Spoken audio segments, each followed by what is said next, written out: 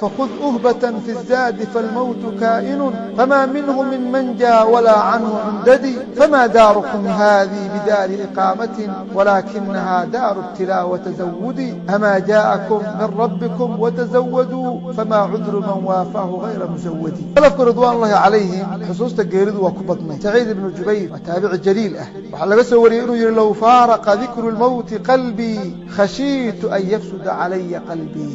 haddii xusuusta geeridu qalbigayga hadday ka baxdo waxaan ka cabsanayaa qalbiga inuu la fasahaado. xubinkaa hadduu fasahaado qofkii oo dhan baa wada fasahaadaya. xubinkaa hadduu toosana qofkii oo dhan baa toosaya. alaa wa inna fi ljasadi mudqa idaa saluxat saluxa aljasadu kulluh waidaa fasadat fasada aljasadu kulluh alaa wahiya alqalbu. marka wuxuu tilmaamayaa saciid ibnu jubayr xusuusta geerida qalbigayga haddii ay ka faaruqdo waxaan ka cabsanayaa qalbigii inuu fasahaado. ibraahim ataymi raximah allahu tacaala wuxuu odhanayaa naftaydii ayaan markaasi waxaan dhex istaajiyey jannadii. isagoo adduunka jooga waa naftii wuxuu suuraynayaa iyadoo jannadii gashay. marka naftaydii baan jannada geeyey buu leehay anoo markaa midhaheeda cunaya oo markaa cabbaya webiyaasheedii ka cabbaya oo dumarkii markaasi abkaarta ahaa mucaanaqaynaya. intaa markaan soo tusay baan kadibna naftaydii haddana waxaan geeyey naartii kaana anoo naarta dhex taagan oo kale ayaan ka soo qaaday oo cunaya zaquumkeedii geedihii ahlunaarka ay cunayeen oo cabbaya dheecaankii ahlunaar ka soo baxayey oo katiinadihii ahlunaarka lagu katiinadaynayey la rafaadsan ayaan suuraystay. labadaa markaan naftii u suureeyey oo marna naartii aan dhex geeyey marna aan dhex geeyey jannadii baa nafteed su'aal weydiiye waxaan ku idhi ey nafsii ayu shayin turiidiin. nafay maxaad doonaysaa? nafay maxaad doonaysaa? waxay igu tihi uriidu an uradda ila addunyaa fa acmala saalixan. waxaan doonayaa maadaama jannadii aan soo arkayo waxa yaalla naartiina aan soo arkayo waxa dhex yaalla waxaan markaasi doonayaa in adduunka la ii celiyo oo markaasi camal wanaagsan aan soo sameeyo. naftaydii baan la hadlo waxaan ku idhi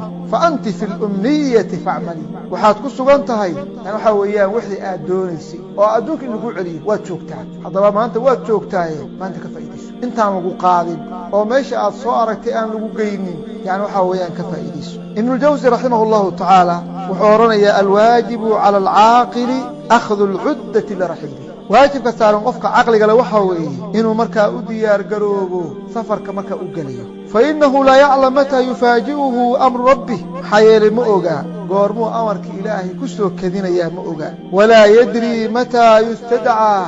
mana oga goorta loo yeeran doono. wa innii ra'aytu khalqan kaiiran garrahum ashabaab.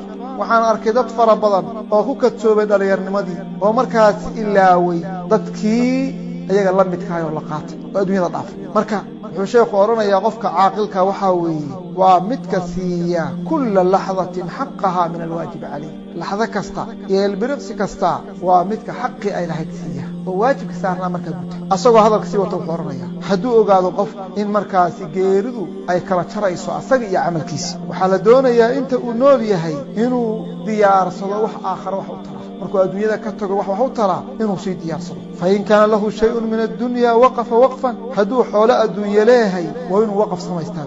wagarasa garsan ama waa inuu wax beertaa. waajraa nahran waa inuu ceel qotaa meel dadku ka cabbaan.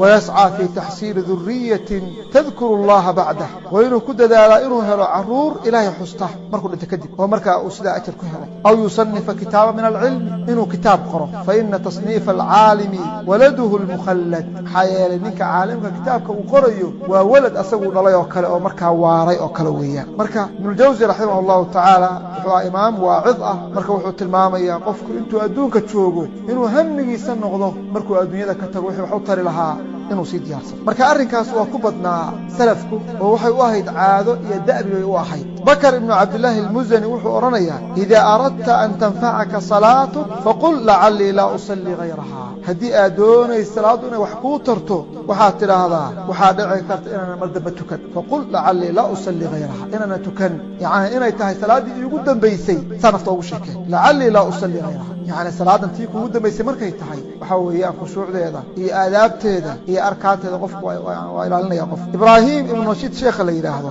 wuxuu odhanayaa abu zurcat ashaami ayaa wuxuu igu yidhi waxaan kugu odhanayaa qowl aanan qof kale u sheegin qowlkaas muxuu yahay wuxuu oranayaa masjidkan kama bixin 20 sano kama bixin masjidkan oo naftayda aan ugu sheekay inaan ku soo noqdo macna muddo 20 sano ah markastoo masjidka aan ka baxo naftayda waxaan ugu sheekaynay waa markii ugu dambeysay dib ugu soo noqonaysa yaani markuu qofku sidaas ku fakarayo waxa weeyaan waxa markaa taagan ama saacada markaa taagan ma dayacayo saacada markaa taagan wixii loo baahnaa buu la imaanaya hadday tahay waajibaad saaran inuu guto hadday tahay sunan inuu la yimaado saacada taagan wixii markaasi isaga la gudbo inuu qabto ayuu qabanaya Sufyaan ath-Thawri wuxuu oranayaa nin oday ah ayaan ku arkay masjidka Kuufa markaas wuxuu igu yiri masjidkan waxaan ku jiraa 30 sano ku jiraa masjidka dhex fadhiya 30 sano waxaan sugayaa geeri baan sugayaa inay geeridu ugu timaado geeridu markay ii timaado wuxuu leeyahay amar ma bixinayo oo ma oranayo waxaas hal sameeyo oranmayo walaa nahaytu an shayna dadka reemay waxa iska day oranmayo yaani cidna waxba kuma lihi qof waxa uu leeyahay ma jiro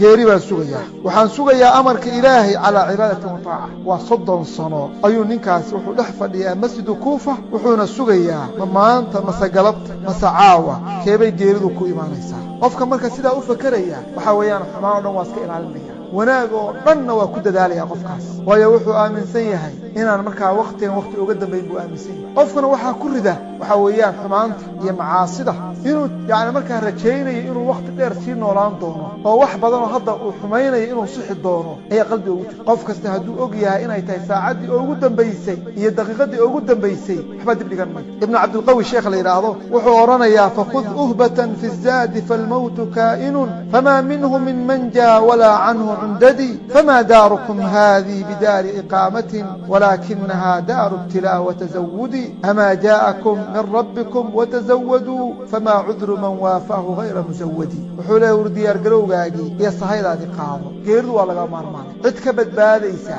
أي عدك بحسنيسا ما يتفتقيني وردارت آتشوكتان دار لقلنا قادا معهم ودار امتحان ودار لغا صحيقاته ورميوسنا إذن إيمان وتزودوا وان قالوا حنو شيء وتزودوا فإن خير الزاد التقوى واتقون يا أولي الألباب وصحيقات وحلقة صحيقاتني وحويا إلهي عبسيديسا طاعاتك إن لي ماذا وحويان وحمرها قفك مركو قدك لقية وح أنفعه إنه مركز سيقات فما عذر من وافاه غير مزودي محون نقول يا عدو دارك قفه يقيروتي من أساقون صحيقاتا هذه الله سيشيغي ورب سبحانه وتعالى أوسيشيغي إن صحيقاته قفك يقيروتي من أساقون صحيقاتا تلو عدو دارك سبحانه قنايا قفك عدو دار ما هي معناه واساسه